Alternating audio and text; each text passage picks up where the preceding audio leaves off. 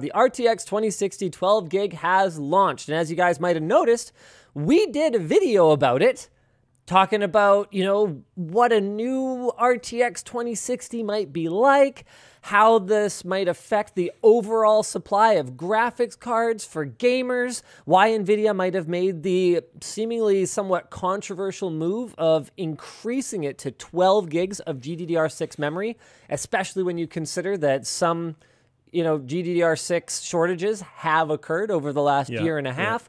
And basically, as far as we can tell, this whole thing was super sketchy because this was basically barely even a rumor until all of a sudden it went from barely a rumor to confirmed and launched over a span of days. As far as we're aware, no press were seeded units for review, so there was no real way to evaluate it in spite of the fact that it is a different card. It's somewhere in between the 2060 and the 2060 Super, and obviously it's got a larger frame buffer, which we would have loved to investigate. But the official availability is supposed to be somewhere in the neighborhood of around 3 to 3.5 weeks after the actual launch, which occurred on December the 7th, or in early 2022. So this is actually about the most paper launch that we've seen in a very, very long time. In fact, it's to the point now where when we did our video, we did hear back from a board partner, ASUS, got back to us, and we were like, hey, so obviously the burning question on everyone's mind is, how much does this thing cost? And they were like, if I know. Hope it worked. Yeah, I hope the button worked. Yeah. Early European listings suggest a price of roughly $660 to $700 US, although it's often not as simple as just doing a currency conversion from European pounds, pound rubles, whatever currency they have over there, euros, that's the one, from euros or pounds or whatever other currency to US dollars. A lot of the time it ends up being a lot closer to a 1-to-1 exchange rate, even though that's really not how things work. Weird, yeah. Previous leaked listings from French e-tailer PC21 started at 500 US, but they've been bumped up to around 609. And Anthony jumps in to say that this is pre-VAT. So that could be pretty rough, especially when you consider the launch price of the RTX 3060, which was, Luke? Where did it go? I just saw it. $329. $329. That's right. The RTX 2060 and 2060 Super both launched at $349 3 years ago, and are apparently now going to be relaunching at somewhere in the neighborhood of $500 to $700 US, and that assumes that you can even find one in stock. Wouldn't that be sweet as a business? The craziest part of this, it's basically real estate.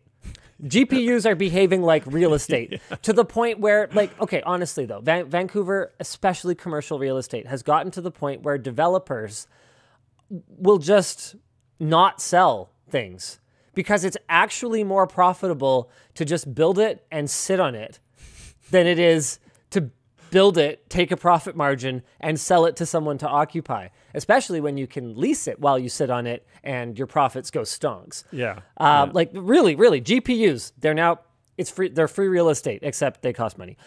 Putting this in even more context, the RTX 3080, okay? The 3080 had a $699 US MSRP when it first launched.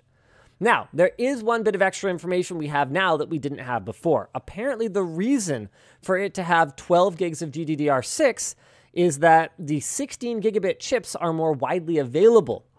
Although that sort of rings a little hollow when all of this stuff is basically unobtainium. Yeah, also those chips are the same ones used for the RTX 3060 and could have possibly been used for the RTX 3050. Though, as we mentioned in our video, it is quite possible that NVIDIA is utilizing GPU fab capacity that would not have been possible to use for an RTX 30 series card. Oh, man. So if you can get one, performance will be a lot worse than an RTX 3060, but it'll have a lot more memory. And early reports indicate that the cards perform quite well for crypto. right now because Yay! they're not light hash rate. Yay! And get this, Yay! conveniently, whenever Ethereum eventually moves to Yeah. proof of stake, Yeah. these will be ready. Or wait, no, it's not the proof of stake change that requires more VRAM, is it? I don't forget. know. I'm a I little honestly haven't been rusty on the tracking. details. Whatever. Yeah. There's supposed to be an Ethereum change at some point that Yeah. made it require way more VRAM, and this will be ready for it. Which kind of makes you wonder if NVIDIA just launched this to meet mining demand, or if this has anything to do with meeting demand for gamers. I seriously doubt the latter. Yeah. Okay. Yeah. You're probably not going to get one anyways, so Yeah, fine. so at, le- that's, at, le- at least you know it's launching. At least you're up to date on the tech news. There you go. Yeah, we can't. No problem. Yeah, okay.